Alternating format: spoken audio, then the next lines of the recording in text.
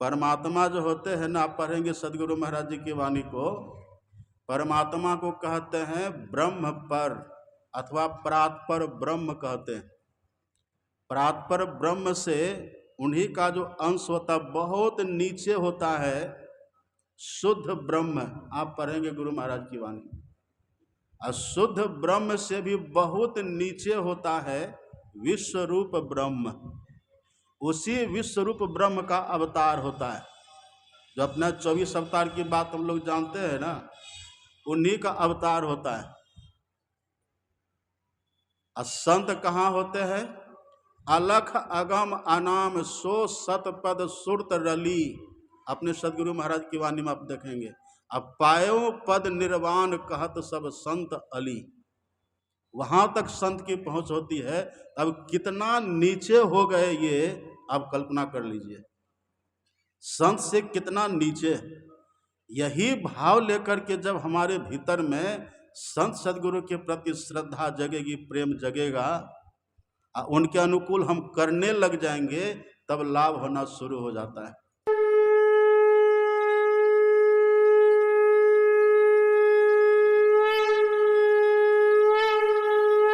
हम लोगों ने अभी पाठ और प्रवचन के माध्यम से सत्संग की महिमा सुनी और संत की महिमा सुनी। आपने पाठ में सुना, वेद भगवान कहते हैं, हे मनुष्यों, जगत प्रसवकर्ता ईश्वर का तत्व ज्ञान प्राप्त करने के लिए जो सबसे पहला काम करिए, वेद भगवान कहते हैं, वह है बुद्धि योग। और अपने सदगुरु महाराज जी इसको सत्संग कहते हैं। बुद्धि योग अर्थात सत्संग, यह सूत्र है। वेद भगवान कहते हैं, यदि कोई ईश्वर का दर्शन चाहे तो उनको सबसे पहले संत का संग करना ही पड़ेगा। यही सूत्र है। फिर आपने महोपनिषद में भी सुना, मोक्ष द्वारे द्वारपाला चत्वारः परिकीर्तिताः समो विचारः संतोषः चतुर्थः साधु संगमः। उपनिषद के भी ऋषि कहते हैं, मोक्ष के द्वार पर 4 द्वारपाल हैं। अब मोक्ष कहिए या फिर ईश्वर का दर्शन कहिए, एक ही बात है। मोक्ष पद कहिए या ईश्वर पद कहिए या कैवल्य पद कहिए, एक ही बात है। तो उपनिषद के ऋषि कहते हैं, यदि आप ईश्वर का दर्शन चाहते हैं अथवा मोक्ष चाहते हैं तो 4 द्वारपाल से मिलना होगा। द्वारपाल अर्थात पहरेदार। जब तक उनसे हम नहीं मिलेंगे तब तक हम उधर नहीं जा सकते। और यहाँ तो कहते हैं, समो विचारः संतोषः चतुर्थः साधु संगमः। चौथा है साधु संग। तो जब उधर से देखिएगा तो उधर से पहला हो जाता है सम, अब फिर विचार संतोष, इधर साधु संग। तो एक ही बात है, कहने का भाव एक ही है। वेद भगवान कहते सत्संग करिए, संतों का संग करिए, और उपनिषद के ऋषि कहते हैं द्वारपाल से मिलिए, अर्थात संत से साधु से मिलिए, तब मोक्ष मिलेगा। यही सूत्र है। और इसी बात को सभी महापुरुषों ने, सभी संतों भगवंतों ने दृढ़ा दिया है। इस बात को खूब अच्छा से हृदयंगम करा दिया है।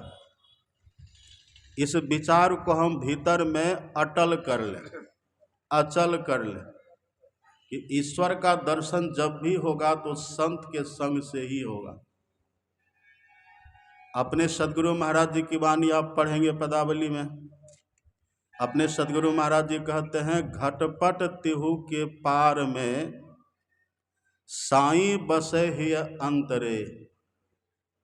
साईं कहते हैं ईश्वर को। जौ मिलन को चाहता, चटपट से कर संग संत रे। यदि उनसे मिलना चाहते हैं तो चटपट कहते हैं शीघ्र, शीघ्रता को, जल्दी को। तो अपने सदगुरु महाराज जी कहते हैं अति शीघ्र अब संतों का संग करिए, संत का संग करिए। संत का संग करेंगे तो घटपट तिहु के पार में जो परमात्मा है उनको हम देखेंगे, उनको हम पाएंगे। यह जो सत्संग अभी चल रहा है सब कोई जानते हैं, पूज्यपाद महर्षि साई स्वामी जी महाराज की जयंती के उपलक्ष्य में सत्संग हम लोग कर रहे हैं। आप पढ़ेंगे, पूज्यपाद बराबर कहा करते थे, और मैंने मनियारपुर में देखा, वहाँ का जो भोजनालय है ना उसमें लिखा हुआ है, पूज्यपाद का वचन वहाँ लिखा हुआ है, और प्रवचन में भी मैंने सुना। पूज्यपाद कहते थे 3 पर्दा के इधर जो है, 3 पर्दा के भीतर जो है वही जीव कहलाते हैं। जो 3 पर्दा के भीतर है, अंधकार, प्रकाश और शब्द, ये तीनों पर्दा के भीतर जो रहते हैं वही जीव है, हम सब वही है। अब फिर वे कहते थे 2 पर्दा के भीतर जो रहते हैं वे देवता कहलाते हैं। हम लोग अंधकार, प्रकाश और शब्द के भीतर है, पर्दा है हम लोगों के ऊपर, और देवताओं के लिए अंधकार का पर्दा नहीं होता। 2 पर्दा के भीतर जो रहते हैं वो देवता होते हैं, और 1 पर्दा के भीतर जो रहते हैं वे भगवान हैं। जैसे हम लोग कहते हैं विष्णु भगवान, वो ईश्वर कोटि के देवता हैं। तो 1 पर्दा के भीतर जो रहे वो ईश्वर कोटि के देवता है। लेकिन तीनों पर्दा नहीं रहे, तीनों पर्दा के पार है ईश्वर, परमात्मा है। और तीनों पर्दा को जो हटा दे, ईश्वर से जाकर के मिल ले, वही कहलाते हैं संत।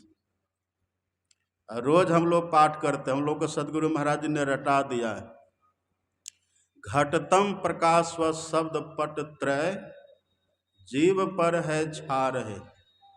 ये 3 पर्दा जीव के ऊपर है। कर दृष्टि और ध्वनि योग साधन ये हटाना चाहिए। इनके हटने से होगा क्या? इनके हटे माया हटेगी, अब प्रभु से होगी एकता, अब फिर द्वैतता नहीं कुछ रहेगी, असमनन दृढ़ चाहिए। तो जो तीनों पर्दों को पार कर गए हैं वही कहलाते हैं संत। इस सृष्टि में संत भी हैं। यदि संत नहीं होते तो हम सब रहते, संत नहीं रहते तो सृष्टि नहीं रहती। आप पढ़ेंगे संतवाणी, आग लगी आकाश में चुई चुई पड़े अंगार, और संत न होते जगत में जल मरता संसार। यदि संत संसार में नहीं हो तो संसार ही नहीं रहेगा। तो संसार में संत भी हैं और संसार में भगवान भी रहते हैं। संसार में ब्रह्मा विष्णु महेश भी हैं, और संसार में देवी देवता भी हैं। संसार में यक्ष गंधर्व किन्नर भी हैं, हम सब तो है ही हैं। 84 लाख प्रकार के जो शरीरधारी प्राणी है सब रहते हैं, सब है। देवी देवता भी है, भगवान भी हैं, सब हैं। लेकिन यदि किन्हीं को ईश्वर का दर्शन करना हो तो वेद भगवान यह निर्णय कर देते हैं, यदि ईश्वर का दर्शन करना हो तो सीधे संत के पास जाइए संसार में। और किसी के भी पास जाएंगे और कुछ भले आपको मिल जाएगा, लेकिन भगवान नहीं मिलेंगे, ईश्वर का दर्शन नहीं होगा। आज हमने सुना कि वट सावित्री की भी पूजा है, वट सावित्री पूजा का दिन है आज। लोग देवी देवता की पूजा भी करते हैं, और देवी देवता वास्तव में हैं भी, देवी देवता का सम्मान भी है। लेकिन एक बात तो खूब बढ़िया से जान लीजिए, परमात्मा का दर्शन देवी देवता नहीं करेंगे, यही सूत्र है। और भी यदि हम आपको कहें तो जो परमात्मा के दर्शन करने वाले होते हैं ना, ये देवी देवता उनको विघ्न करते हैं। दर्शन कराने की बात तो आप छोड़ दीजिए, दर्शन तो करा ही नहीं सकते।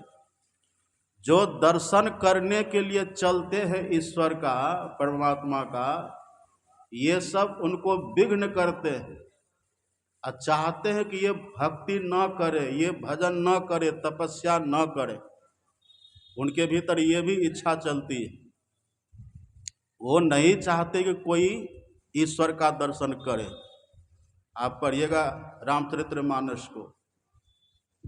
देवर्षि नारद गए हैं उत्तराखंड, हिमगिरि गुहा एक अति पावनी, बह समीप सुर सरी सुहावनी, निरखी शैल सरी विपिन विभागा, भयउ रमा पद पद अनुरागा।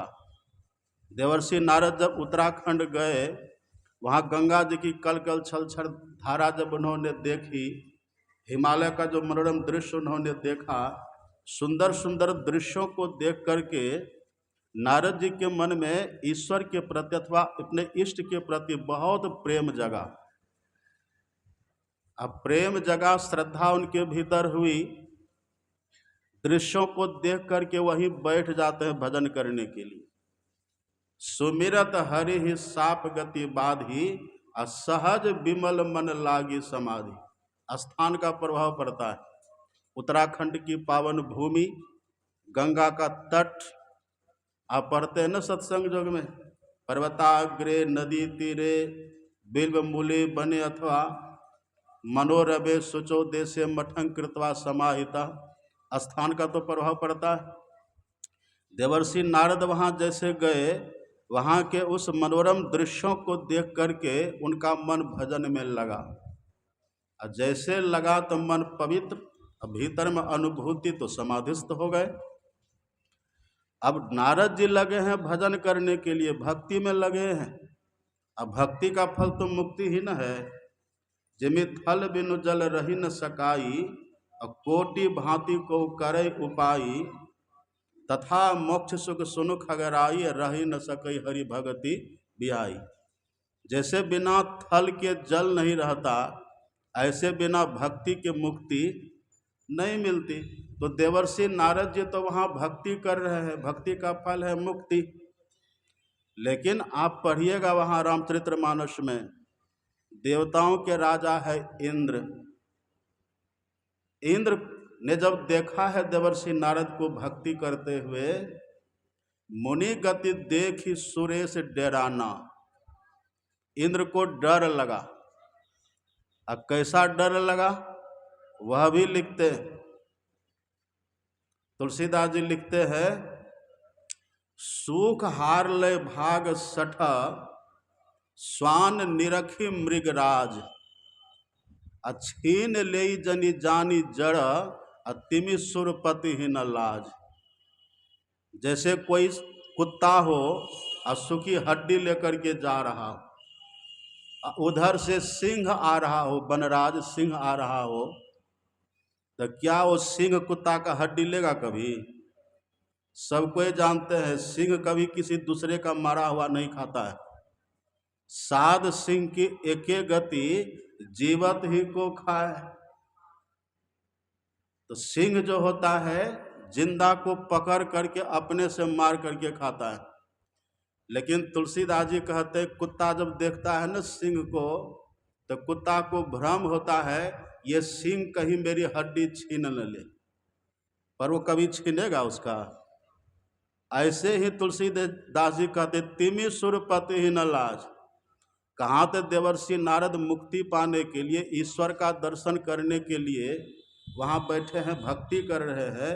लेकिन इंद्र को डर ये हो गया कि कहीं ये देवर्षि नारद तप करके भक्ति करके मेरा पद न छीन ले। देखिए उनको अपने पद का कितना डर है। हम सब तो श्रद्धा से मानते हैं, देवी देवता तो आदर भाव तो है, हमसे बहुत श्रेष्ठ है वे अंतर्यामी होते हैं, एक से अनेक बन सकते हैं, निसंतान को संतान दे सकती है, क्षमता है उनमें। लेकिन साथ ही साथ देखिए द्वेष का कैसा भाव है, ईर्ष्या का कैसा भाव है। ईश्वर का दर्शन कराना तो बहुत दूर की बात है, ईश्वर का दर्शन जो करना चाहते हैं उसको देख करके डर गया। ईश्वर के भक्त कैसे होते हैं? ईश्वर के भक्तों के लिए आप पढ़िएगा, ईश्वर के भक्तों की दृष्टि में न चंद्रस्य सुखम किंचिन न सुखम चक्रवर्तिनः सुखम अस्ति विरक्तस्य मुनेरेकांत जीविनः। जो ईश्वर के दर्शन करने वाले भक्त होते हैं ना, उनकी दृष्टि में तो इंद्र को जरा सा भी सुख नहीं रहता, क्योंकि वो जानते हैं कि जो विषय सुख यहाँ है ना मनुष्यों को इस मनुष्य लोक में, वही विषय सुख उसको भी है वहाँ, वह भी वहाँ पर विषय बना ही है रहता है। इंद्रिय द्वार झरोखा नाना तहता सुर बैठे करी थाना आवत देखी विषय बयारी देत खोल कपाट किवारी ऊंच निवास निज करतुति देखी न सकई पढ़ाई विभूति। देखिए कैसे इंद्र के मन में डर हो गया। मुनि गति देखी सुरेश डेराना काम ही बोले किन्ह सन्माना। इंद्र डर गया और कामदेव को बुला करके कहा कि देवर्षि नारद के इस समाधि को भंग करो। वो कुछ बिगाड़ रहे थे देवर्षि नारद, लेकिन देखिए इसलिए कभी ये मत सोचिए कि संतों का संग छोड़ करके सत्संग छोड़ करके और कोई भी हमको ईश्वर का दर्शन करा सकते। दर्शन करना आप चाहेंगे वो विघ्न करेंगे, आपको विघ्न करते हैं। हाँ, ये लोग कहते हैं कि देवताओं की पूजा करेंगे तो धन मिलेगा, देवताओं की पूजा करेंगे तो निरोगी काया मिलेगी, देवताओं की पूजा करेंगे तो संतान मिलेगी। तो संत आपको संतान नहीं देंगे? जो परमात्मा दे सकते हैं वो दुनिया का क्या नहीं दे सकते हैं? आप कल्पना करिए। तभी तो माता पार्वती ने भगवान शंकर से पूछा था कि प्रभु कृपा करके कहिए इस दुनिया में सबसे बड़ा लाभ क्या है? अब बड़ा लाभ किसको कहते हैं? बड़ा लाभ कहते जो लाभ मिलने के बाद दुनिया का सब लाभ मिल जाए अपने आप, उसी को न कहते सबसे बड़ा लाभ। जो लाभ मिलने के बाद, जो लाभ होने के बाद कुछ भी पाना बाकी न रहे, उसी को कहते सबसे बड़ा लाभ।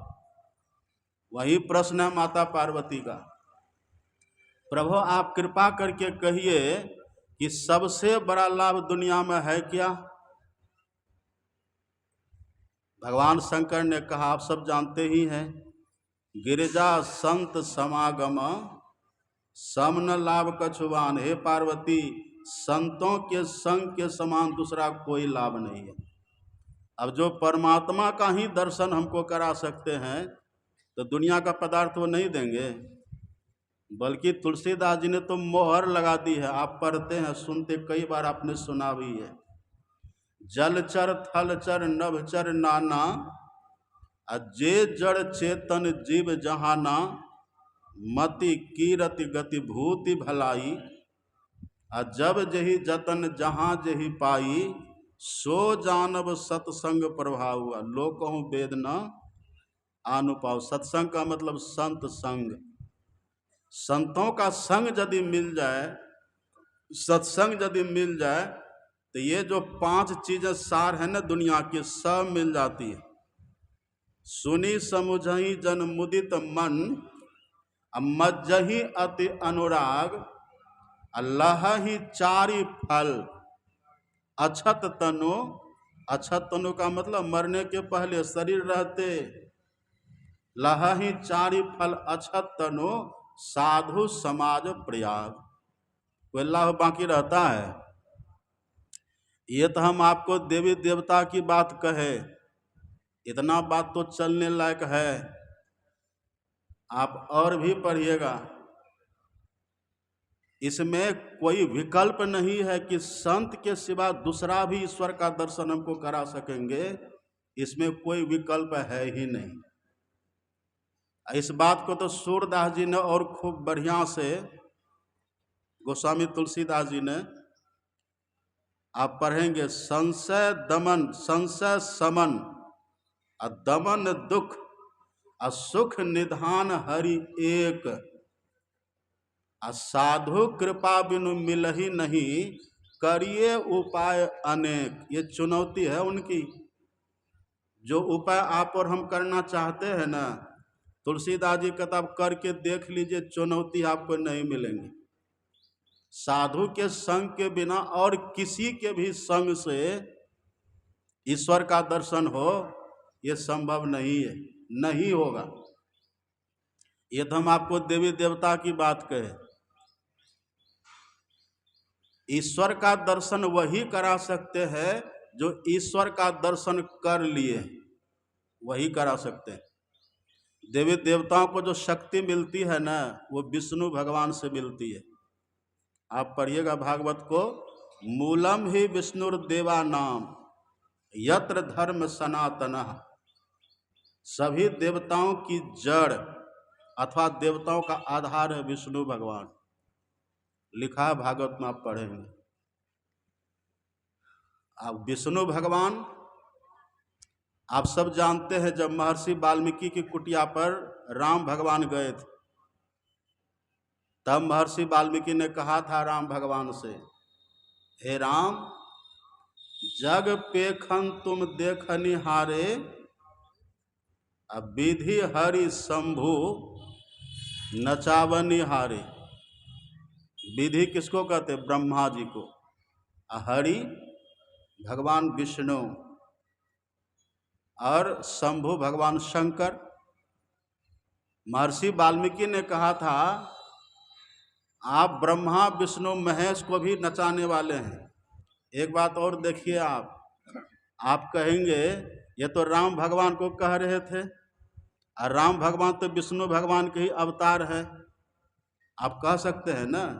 लेकिन किस राम को कह रहे महर्षि वाल्मीकि? आप वो भी पढ़िए। जो राम उनके सामने खड़े थे उनको नहीं कह रहे थे, वो राम स्वरूप तुम्हार, वही है परमात्मा। राम स्वरूप तुम्हार, वचन अगोचर बुद्धि पर, अविगत अकथ अपार नेति नेति नित निगम का। उस राम के लिए कह रहे हैं, सामने तो खड़े हैं वो। और आपने ये भी सुना होगा ना, राम ने पूछा था कहाँ रहे हम, तो सामने तो खड़े ही थे। अब महर्षि वाल्मीकि ने कहा था, पूछे हूँ मोहि के रहूँ कहाँ, अब मैं पूछत सकुचाऊँ, जह न हो तह देहु कही तुम्हें दिखाऊँ उठाऊँ। अब कहाँ नहीं है सो कहिए, और सामने खड़े थे। उनकी दृष्टि देखिए कैसी, वो आत्मदृष्टि है महर्षि वाल्मीकि की। उसी राम से कह रहे हैं, वही पर ब्रह्म परमात्मा जिनके लिए वेद भगवान कहते जगत प्रसव करता ईश्वर, वो परमात्मा। उनके लिए देखिए हम महर्षि वाल्मीकि कहते हैं, जग पेखन तुम देखनि हारे, अब विधि हरि शंभु नचावनि हारे, तेऊ न जानई मर्म तुम्हारा। वो भी आपके मर्म को नहीं जानते, और तुम ही को जाननि हारा। सोई जाने जही देहु जनाई, जानत तुम ही हो जाई। आपको जो जान ले वो तो आप ही हो जाते हैं। ब्रह्म को जानने वाले ब्रह्मविद ब्रह्मे भवति, ब्रह्म को जानने वाले ब्रह्म ही होते हैं। पर हे राम, आपको ये बड़े बड़े भी नहीं जानते, जो खुद ही नहीं जानते हैं वो आप हम सबको जना पाएंगे? देखिए वेद भगवान का सूत्र कैसा है, इसमें कोई विकल्प नहीं है, कोई ऑप्शन इसमें नहीं है। ईश्वर का दर्शन जब भी होगा तो एकमात्र संत के संग से होगा, क्योंकि संत से बड़े कोई होते हैं? सबसे बड़े हैं संत, दूसरा नाम है। तीजे 10 अवतार तिन्हें प्रणाम है।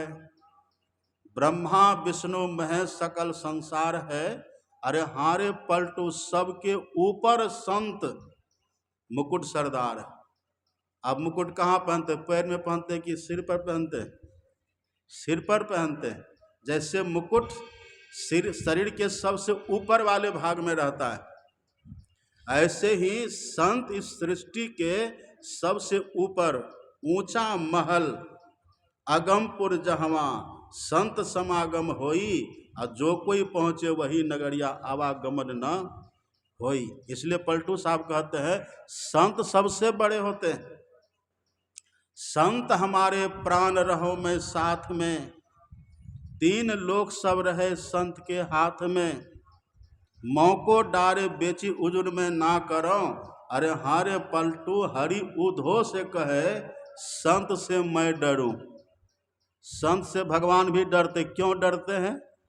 पता नहीं किनको दर्शन करने के लिए, कब दर्शन देने के लिए कह दे, किनके हाथ कब ये बेच दे हमको।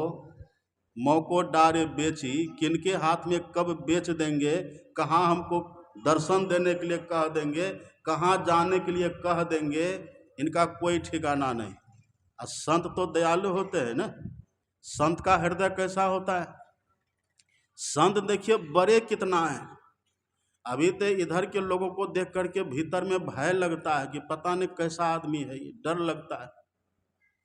वो औकात है नहीं, वो योग्यता है नहीं, लेकिन देख करके डर लगता है। और संत महात्मा देखिए कितने बड़े हैं, उनसे बड़े कोई हैं? इतने बड़े होकर के उनके भीतर दया कितनी है, उनका हृदय कैसा है। गोस्वामी तुलसीदास जी लिखते हैं संत हृदय नवनीत समाना। नवनीत आपने देखा, मक्खन आपने देखा होगा, मक्खन को आप जरा सा उंगली से छू दीजिए, उंगली की गर्मी को भी मक्खन सहन नहीं करता, पिघल जाता है, कितना कोमल होता है। पर तुलसीदास जी कहते ये भी सटीक उदाहरण नहीं हुआ। मक्खन तो अपने में गर्मी लगने से पिघलता है। और संत कैसे होते हैं? निज परिताप द्रवई नवनीता, अपर दुख द्रवही संत सुपुनीता। संत महापुरुष दूसरों के दुख को देख करके द्रवित होते हैं। कोमल कितना है? मक्खन से भी ज्यादा, जो उंगली के स्पर्श से उंगली की गर्मी को भी सहन नहीं करते, इतना कोमल मक्खन। उससे तुलना है संत की। पर संत अपने दुख से कभी दुखी नहीं होते, अपने से कभी पीड़ित नहीं होते। वो उनको कितना भी कष्ट दे दीजिए। आशिक मस्त फकीर भैया जब क्या दिलगिरी पन मन में, कोई पूजत फूलन मालन से सब अंग सुगंध लगावत है, कोई लोक निरादर कार करे मग धूल ओरावत है तन पे। उनको आप जैसे रखिए रहते, पर दया का भाव देखिए कितना है।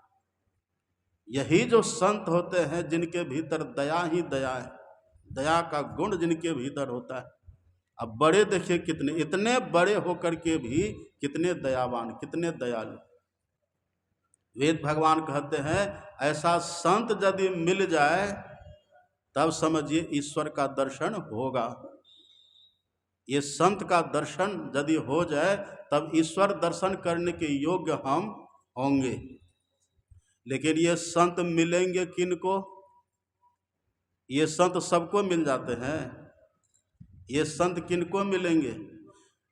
एक बात और देख लीजिए, परमात्मा जो होते हैं ना, आप पढ़ेंगे सदगुरु महाराज जी की वाणी को, परमात्मा को कहते हैं ब्रह्म पर अथवा प्रातपर ब्रह्म कहते हैं। प्रातपर ब्रह्म से उन्हीं का जो अंश होता है बहुत नीचे होता है, शुद्ध ब्रह्म। आप पढ़ेंगे गुरु महाराज की वाणी, और शुद्ध ब्रह्म से भी बहुत नीचे होता है विश्व रूप ब्रह्म। उसी विश्व रूप ब्रह्म का अवतार होता है। जो अपना 24 अवतार की बात हम लोग जानते हैं ना, उन्हीं का अवतार होता है। और संत कहाँ होते हैं? अलख अगम अनाम सो सतपद सुरत रली। अपने सदगुरु महाराज की वाणी में आप देखेंगे, अब पायो पद निर्वाण कहत सब संत अली। वहां तक संत की पहुंच होती है। अब कितना नीचे हो गए ये आप कल्पना कर लीजिए, संत से कितना नीचे। यही भाव लेकर के जब हमारे भीतर में संत सदगुरु के प्रति श्रद्धा जगेगी, प्रेम जगेगा, उनके अनुकूल हम करने लग जाएंगे, तब लाभ होना शुरू हो जाता है। ऐसा भाव जिनके भीतर में हो। पर ये संत मिलेंगे किनको? निगमागम पुराण मत एहा, कहाही सिद्ध मुनि नहीं संदेहा। संत विशुद्ध मिलई पर तेई, चितवई राम कृपा करी जेई।